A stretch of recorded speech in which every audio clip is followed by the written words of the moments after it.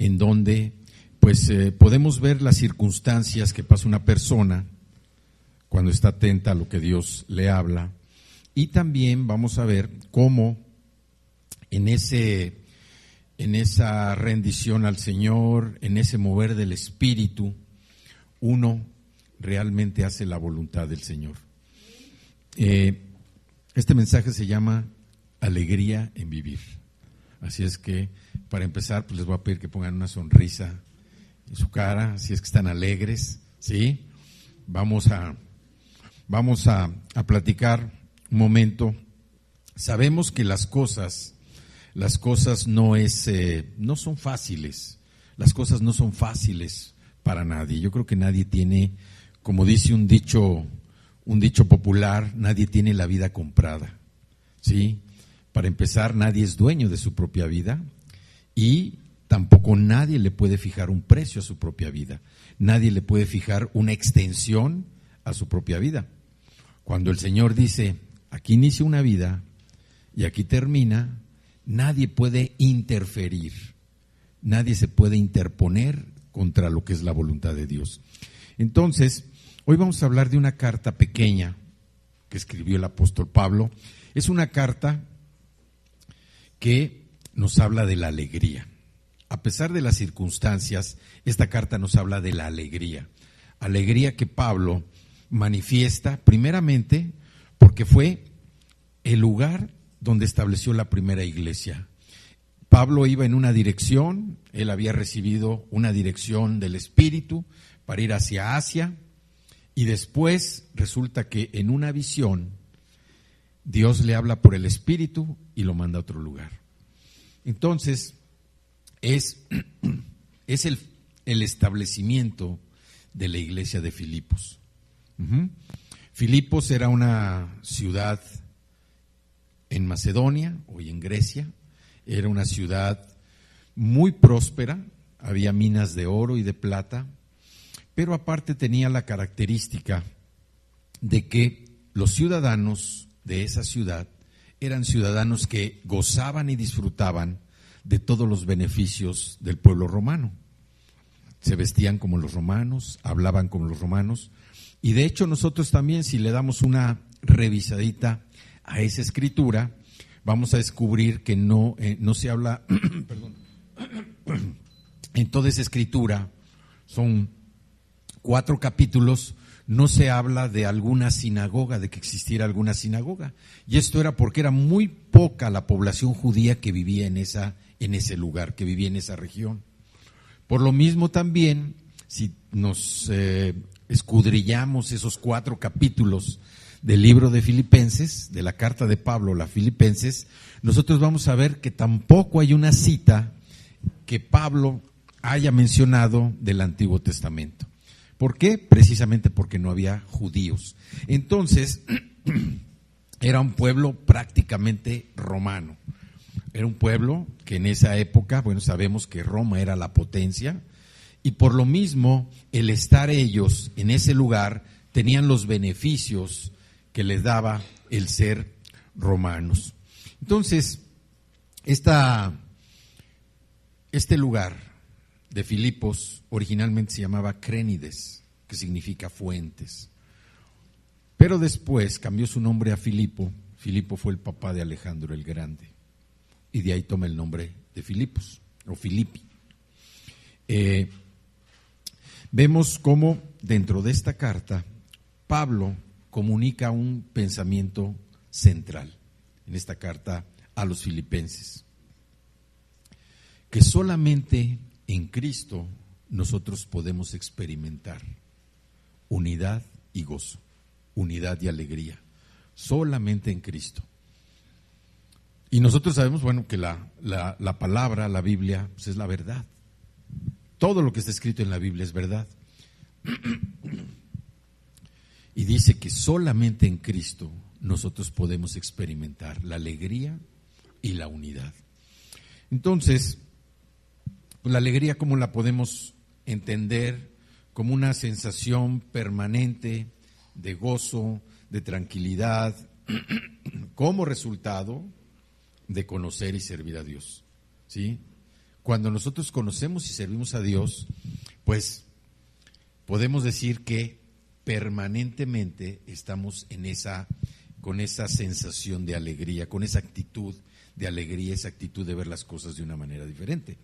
Es cierto, me van a decir, oye, pero no siempre sucede así. Hay veces que uno se siente incómodo, se siente mal por alguna circunstancia, pero si nosotros lo ponemos en una balanza, lo que predomina va a ser esa actitud de alegría, porque uno conoce y sirve al Señor. Entonces es un estado permanente, como resultado de conocer y servir a Dios. Y esto también es reflejo de que uno tiene una relación personal con el Señor. Cuando nosotros no tenemos una relación personal con el Señor, aunque ya hayamos recibido a Cristo, pues nos cuesta un poco más de trabajo el poder entender, el poder encontrar cuál es la voluntad que el Señor tiene para nosotros. Aun y cuando ya hayamos recibido a Cristo, recibimos también al Espíritu Santo. Entonces, ¿qué es lo que sigue cuando nosotros recibimos a Cristo? Estudiar la Escritura. ¿Por qué? Porque estudiando la Escritura es como vamos a conocer al Señor. Y cuando conocemos al Señor, ya nosotros en oración establecemos una relación personal con Él, y a través de esa relación nosotros vamos captando ideas que Él nos da, vamos entendiendo dirección a donde quiere que nosotros vayamos, y también vamos estableciendo ese vínculo personal con el Señor que nos lleva pues a creerle, a amarlo, a buscarlo, a estar en una relación tan cotidiana que se vuelve algo normal, como la relación que tenemos hoy en día con cualquier persona que nos rodea. Pero esto a veces no es tan fácil, porque tenemos que estudiar la Escritura, porque tenemos que comprenderla, porque tenemos que pedirle al Espíritu Santo que nos revele, porque tenemos que iniciar nosotros esa actitud de buscar a Dios para tener una relación personal. Y no es fácil buscar al Señor. Generalmente a Dios lo buscamos cuando estamos en una gran necesidad. Y esta es otra de las cosas importantes que tiene esta carta de Pablo, que a pesar de estar en una gran necesidad, él habla de la alegría que hay en su corazón, porque conoce al Señor, porque tiene una relación personal con Él, y también porque sabe que lo que Él viva por causa del Señor va a tener una recompensa tan grande cuando Él ya no esté. Entonces, decía, el gozo, la alegría es una actitud permanente, un estado en el que nosotros estamos. ¿Por qué? Porque nosotros podemos tener alegría, a lo mejor, una alegría temporal, cuando buscamos un placer y lo encontramos. A lo mejor uno tiene hambre, come, y bueno, pues se siente uno, si come algo que le gusta, se siente uno contento, ¿verdad? Porque comió uno algo que le gusta. Pero es momentáneo, al rato vuelve uno a sus actividades normales, o si uno se harta de lo que le gusta y se va a dormir, pues no va a dormir bien, ¿no? Entonces,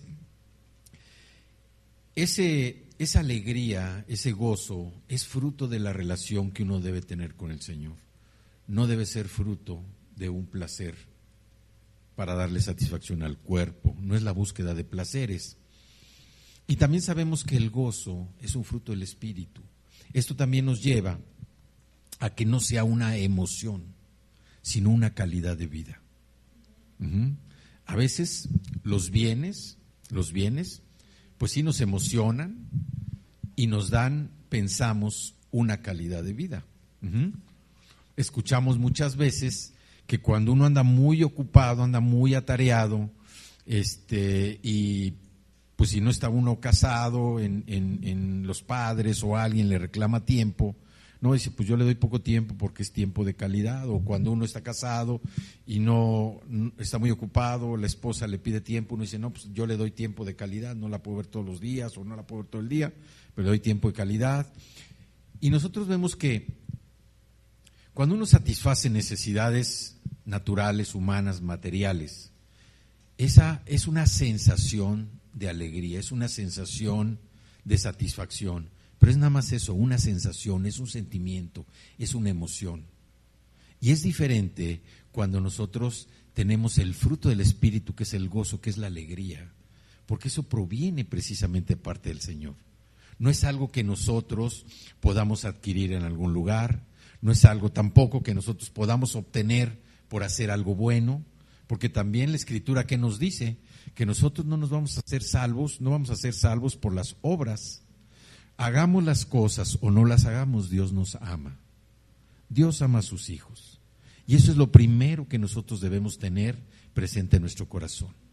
Que a pesar de lo que esté pasando, a pesar de cómo me esté comportando, a pesar de que, bueno, me equivoqué ayer, me equivoqué hoy, me voy a seguir equivocando mañana, Dios nos ama. Dios nos ama. Y por eso somos su creación, porque Él nos ama. Porque Él quiere tener una relación con nosotros. Y eso es lo más importante. Ese gozo, fruto del Espíritu, es la manifestación de que nuestra relación con Dios está verdaderamente creciendo, ¿sí? No es una emoción, sino una calidad de vida que se basa precisamente en esa segura relación, en esa eterna relación del Padre con el Hijo. Y nosotros la vivimos, ¿por qué? Porque descubrimos la voluntad del Señor. ¿Cuándo? Cuando nos sacrificamos por Él, cuando tenemos un encuentro personal con Él, pero también cuando descubrimos que el modelo que Él nos está presentando para nuestra vida es lo que aplica para que nosotros podamos reflejar el carácter de Cristo en todo lo que hacemos. No podemos nosotros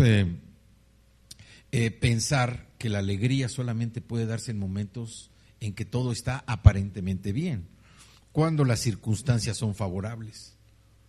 Hay personas que, y casi todos, cuando todo está funcionando bien o más o menos bien, pues todos aparentemente estamos contentos.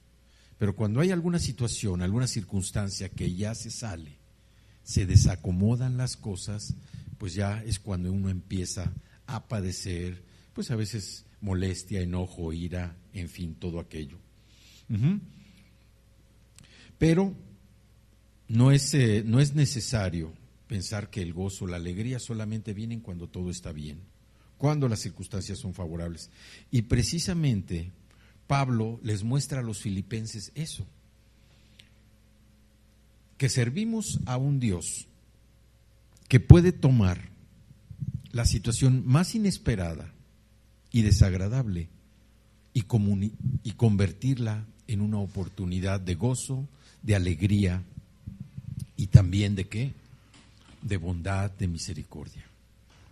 Pablo, a través de esta carta, es lo que les muestra a los filipenses. Les dice, no solamente es cuando uno está bien, que puede manifestar esa alegría o ese gozo, sino que Dios puede tomar, al Dios que servimos, puede tomar esas cosas difíciles, esas circunstancias desagradables como oportunidades para mostrarnos su amor y que nosotros entremos en ese gozo fruto del Espíritu.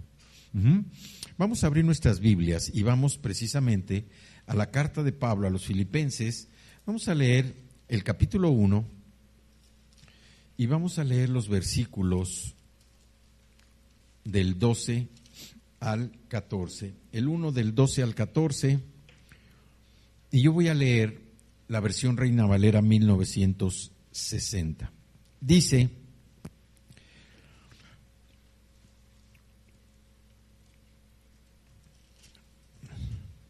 uno del 12, dice: quiero que sepáis, hermanos, que las cosas que me han sucedido han redundado más bien para el progreso del Evangelio, de tal manera que mis prisiones se han hecho patentes en Cristo en todo el pretorio y a todos los demás.